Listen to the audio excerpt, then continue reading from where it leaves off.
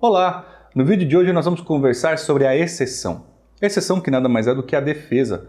A defesa que é exercitada pelo réu. Vocês se lembram que nós já estudamos aqui a teoria da ação, falamos sobre como ela é desenvolvida e tudo aquilo sintetiza o quê? O gesto do autor utilizar-se do poder judiciário para ter o socorro de uma pretensão, ou melhor, a satisfação de um direito por ele afirmado. Só que contra este direito afirmado pelo autor, pode o réu se insurgir e opor-se. E como ele se oporá a esta pretensão? Ele se oporá através da exceção. Exceção, pessoal, que significa nada mais do que o poder do réu. É um direito subjetivo. É o poder do réu se opor àquilo que é trazido pelo autor, àquilo que é levantado pelo autor. Porque da mesma maneira que o autor tem o direito de ação para socorro do seu direito afirmado, o réu também. O réu tem também o seu direito de ação. Mas aqui não é um direito de ação dizendo de uma maneira específica, né? É apenas ilustrativo, porque o réu, na verdade, ele não está agindo, o réu ele está se defendendo. E para tanto ele se vale da exceção, da defesa. O documento que tradicionalmente a gente conhece, que é a manifestação desta defesa, é a contestação. Mas, pessoal, a contestação ela é apenas uma das possibilidades de manifestação do réu. Porque o réu ele pode reconhecer o pedido do autor. O réu ele pode se quedar inerte também, não quer se manifestar, não quer se defender, não tem nenhum problema. Ele pode, lógico que ele irá arcar com os ônus da revelia. Ele pode ainda assim surgir através de uma reconvenção. Ele pode se defender através de uma contestação, colocando ali uma arguição de uma incompetência, alegando uma prescrição, alegando uma decadência, alegando uma nulidade, arguindo ainda o impedimento ou então a suspeição do magistrado. Olha quanta coisa que o réu pode, através da sua exceção, manusear. Então percebam que, quando falamos em exceção, falamos na possibilidade do réu se insurgir e opor resistência aos pedidos do autor. Isso nada mais é do que a materialização do princípio do contraditório e também da ampla defesa. Tanto é, pessoal, que uma vez oferecida a contestação, o autor ele não poderá desistir da ação sem a concordância do réu. Porque da mesma maneira que o autor, quando ajuiza a ação, ele se torna um credor do Estado, credor da tutela jurisdicional, o réu também. O réu ele tem interesse. A hora que ele oferece a contestação, neste momento em que ele aparece no processo para de algum modo oferecer uma resistência, ora, neste momento ele também se torna um credor do Estado. Credor do Estado para que o Estado diga que aquele autor nenhum direito contém contra ele, réu. Basta você atentar lá no que está escrito no artigo 485, no parágrafo 4º do CPC, que está justamente esta indicação. Entendemos então o que vem a ser a defesa? São linhas gerais. Nós ainda faremos outros vídeos no intuito de catalogarmos todas as manifestações, tudo aquilo que o réu pode trazer para dentro do processo em sua resposta. Falaremos também da contestação e de tantos outros eventos que podem se dar. Mas aqui nessa linha introdutória, o que me importa é que você tenha esta noção de que a exceção é uma palavra que tem um sentido amplo, né? Ela é polissêmica, inclusive, como diz o professor Fred Didier Jr. E aqui nós falamos de uma exceção que, no âmbito do direito processual, significa o exercício da defesa, do direito de defesa, melhor dizendo, do réu. Agora que você já conhece o conceito de exceção, defesa, nós podemos avançar para uma classificação. A classificação da exceção ela é dividida em exceção material, substancial e ainda uma exceção processual. Vamos iniciar pela exceção substancial, ou melhor, a material. São palavrinhas sinônimas. Aqui cumpre um destaque. Um destaque porque a exceção substancial, pessoal, nada mais é do que um contradireito. É um direito que o réu alega ter contra o direito que o autor afirma ter. Olha só, é um contradireito, portanto. É uma situação jurídica de vantagem. É o réu se opondo àquilo que o autor está dizendo, sem inovar, sem trazer um direito contra o autor, mas trazendo um direito contra o direito que o autor alega ter.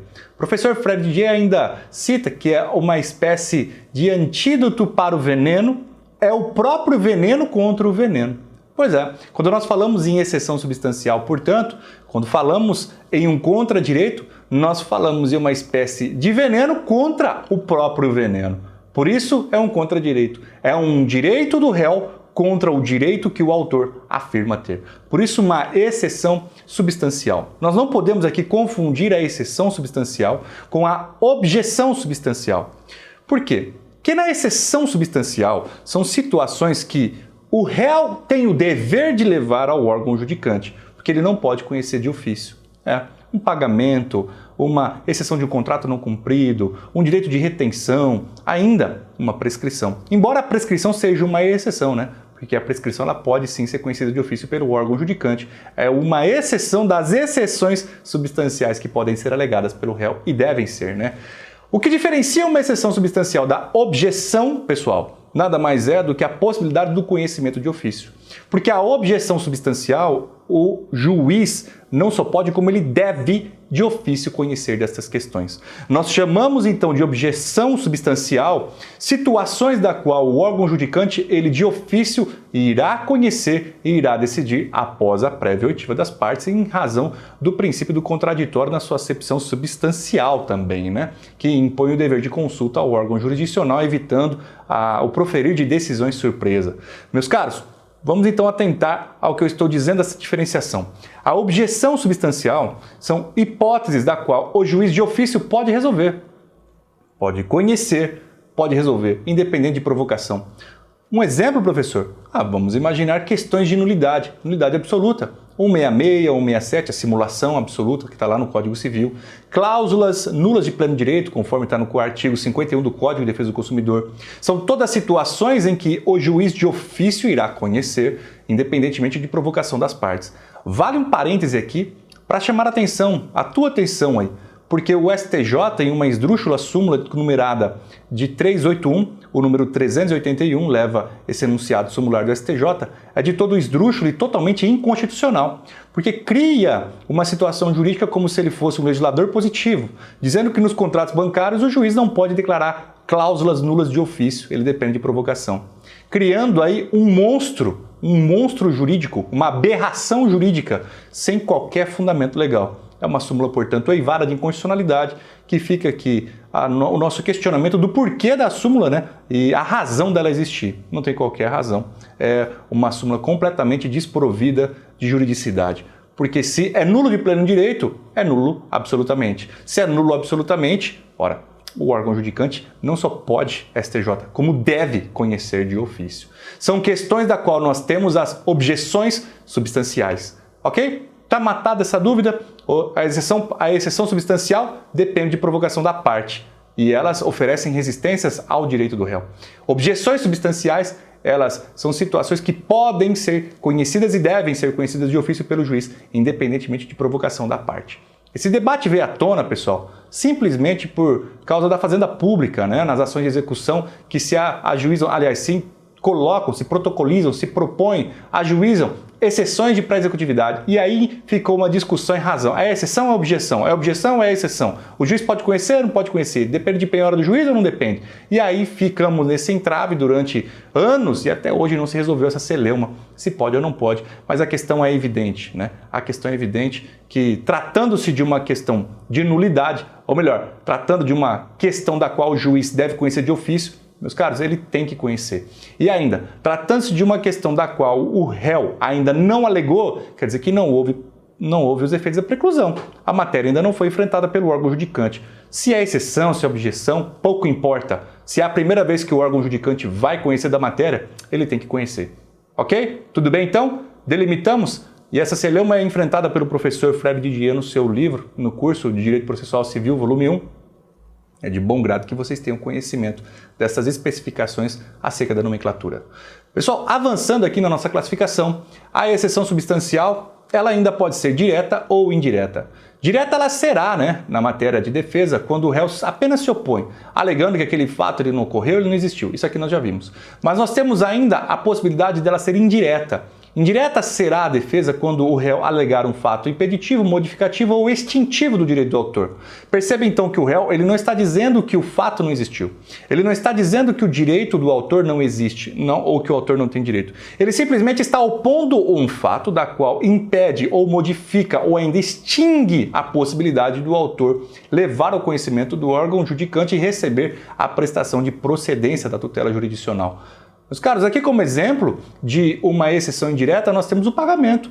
Quando o autor leva ao conhecimento do juízo, né, um pagamento a cobrança de uma dívida, e o réu simplesmente apresenta o pagamento de parte da dívida. Nós temos aqui a novação, né, Instituto de Direito das Obrigações. Nós temos ainda, quando nós temos a confusão das obrigações, a novação, né, quando nós temos a prescrição. A prescrição também é um fato completamente extintivo do direito do autor. Então aqui está bem dito as coisas, exceção substancial, exceção material, ok? Tudo bem? Vamos prosseguir então, porque nós temos as exceções processuais. As exceções processuais são as exceções da qual o réu trará ao conhecimento do órgão julgador deficiências de ordem técnica, deficiências processuais. Estas deficiências, por sua vez, ou melhor, esta modalidade de exceção, ela ainda se subdivide, podendo ser peremptória ou então dilatória. Ela será peremptória quando ela fulminar o processo de extinção. São situações, portanto, processuais que desencadeiam a contaminação de todo o processo, desencadeiam a nulidade de todo o processo em razão de uma situação processual alegada pelo réu. Professor, um exemplo para ficar claro? A coisa julgada. Imagina que o autor ajuiza uma ação, o réu na contestação alega a existência de coisa julgada. Ora, isto é uma exceção processual peremptória. Por quê? Porque se ela alega coisa julgada é porque o processo já foi uma vez decidido e aquilo ali já está resolvido. O mesmo se diz com a litispendência, ainda com a convenção de arbitragem, também com a perempção. São situações que fulminará o processo de extinção. Meus caros, também podemos falar aqui na exceção processual dilatória.